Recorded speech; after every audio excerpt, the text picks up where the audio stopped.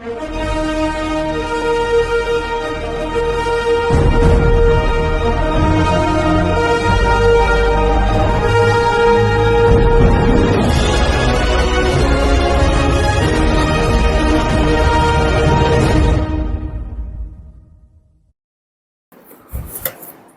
दर्शकों, निगम पार्षद हमारे बीच में इस टाइम मौजूद है और जो है ममता जी की हम बात करें, जितनी भी तारीफ करें उतनी कम है, क्योंकि क्षेत्र पर अपनी पैनी नज़र बनाए रखती हैं। जो भी कमियां लगती हैं यहाँ पे उनको पूरा करने की पूरी कोशिश करती हैं। हालांकि मैं बता दूं कि अगर कोई भी नेता, अभिनेता या मंत्री या प्रधानमंत्री कोई भी सीट पर बैठता है तो पूरी चीज़ कोई भी नहीं कर पाता, क्योंकि पिताजी से अगर ये कहा जाए कि पिताजी हमें चाँद ला के तोड़ के दो, तो कोई पिताजी ये नहीं कर सकता। लेकिन हाँ, ख्वाहिशों को पूरी करने की कोशिश करता है। तो हम यहाँ देखेंगे क्या कमियां हैं और क्या कमियां पूरी हो चुकी हैं। गुप्ता जी, बहुत बहुत स्वागत है और हमारे न्यूज़ में, और हमारी पब्लिक आपको देख रही है, तो कृपया पूरे परिचय बताएं। सबसे पहले तो आप मुस्कान मिलकर बहुत बहुत धन्यवाद। मेरा पूरा परिचय, मेरी जो धर्मपत्नी है ममता गुप्ता, वो यहाँ से निगम पार्षद है। सरकार के आशीर्वाद से वो जीती हैं जी। बाकी क्षेत्र की सेवा के लिए पूरी तरीके से तत्पर हैं। जो भी हमारे प्रयास से जो भी हो सकता है वो सब हम अपना पूरा प्रयास कर रहे हैं क्षेत्र को सही ठीक करने के लिए। जी जी जी। गुप्ता जी, मैं बात करूँगा उस टाइम पे जो आपके पूज्य पिताजी हैं गौरा गुप्ता जी, उस टाइम पे यूपी से सफ़र किया दिल्ली तक में, तब यहाँ पे जब हमने बताया कि एकदम मैदान सा था और यहाँ पे कुछ भी नहीं था। एक दूर दूर पे देखा जाए तो दूर दूर एक घर था, छोटा सा दिया चल रहा है, एक घर था, यानी कि एक गाँव की तरह महसूस हुआ करता था। तो उस टाइम से सफ़र तय किया और आप जुड़े हुए हैं उस टाइम के क्षेत्र से, तो क्या कहना चाहिए उसमें और अब में परिवर्तन कितना दिखाई दिया? अब ये जो कॉलोनी आप देख रहे हैं, इंदिरा एन्क्लेव फेज 2 हो गया, विद्यापति नगर हो गया, ये मेरे पापा ने सन 1989 में यहाँ पे कॉलोनी काटनी शुरू की थी। छोटे छोटे प्लॉट्स काटे थे ताकि जो गरीब समुदाय हैं उनको यहाँ पे रहने के लिए जगह मिल सके। कई किस्तों में हम पापा ने उनको प्लॉट दिए, 30-30 महीने की, 2.5-2.5 साल, 3-3 साल की किस्तों पे, ताकि लोगों को यहाँ पे बसाया जा सके। जो गरीब लोग थे, अपना घर बार नहीं बना पाते थे, तो धीरे धीरे उनसे थोड़ा थोड़ा पैसा लेके उनको यहाँ पे ज़मीन दी गई। अब तो पहले तो यहाँ पे पूरा मैदान था, ज़मींदारों की ज़मीन हुआ करती थी, तो उसी पे ये कॉलोनी कटी हुई है। बाकी पापा 89 से यहाँ पे कर रहे हैं, तो उन्हीं के प्रयासों का फल था जो हमें यहाँ पे जीत के रूप में हासिल हुआ। जी जी जी जी। क्या लगता है कि आज ममता जी निगम पार्षद है और आगे आपको यहाँ पे क्षेत्र में कुछ कमियां नज़र आती हैं जो आप खुद जानते हैं, या फिर मैं बताता हूँ, रोड की कमियां हैं, स्कूल की कमियां हैं, नालियों की कमियां हैं, एमसीडी प्रशासन की कमियां हैं, क्या लगता है कि सरकार बदलने से फर्क पड़ता है या फिर सरकार कोई भी हो काम करेगी?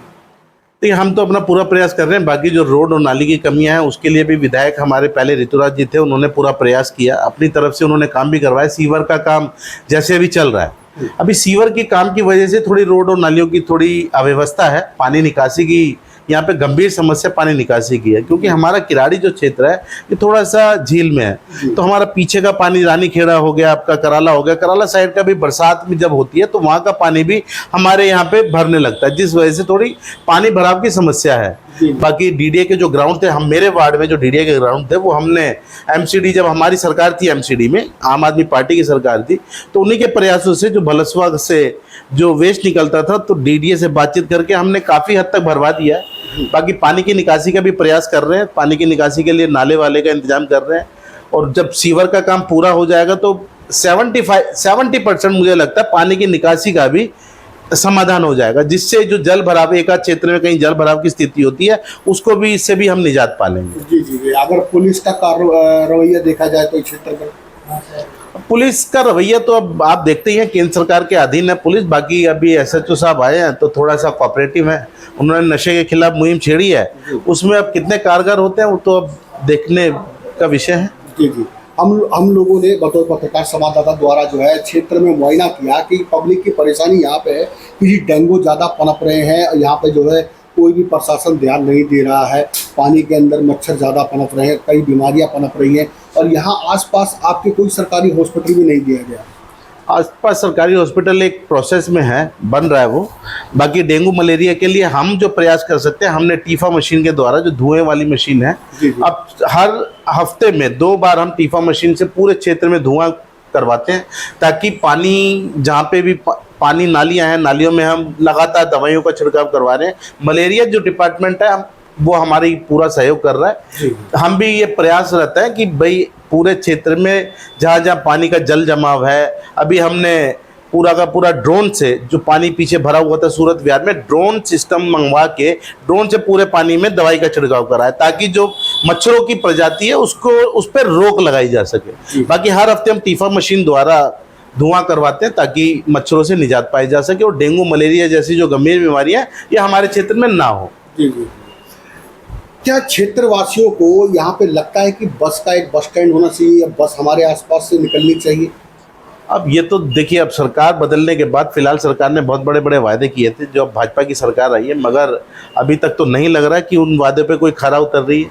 बाकी बस की तो सुविधा चाहिए, यहाँ पे लोगों को काफ़ी तकलीफ होती है। अभी पीछे विधायक हमारे ऋतुराज जी ने एक बस टर्मिनल का भी उद्घाटन किया था, उस पर कार्य चल रहा है। जिस दिन वो बस टर्मिनल बन जाएगा तो ऑल ओवर दिल्ली के लिए हमारे क्षेत्र को यहाँ से बसें मिलने की सुविधा मिलने लगेगी।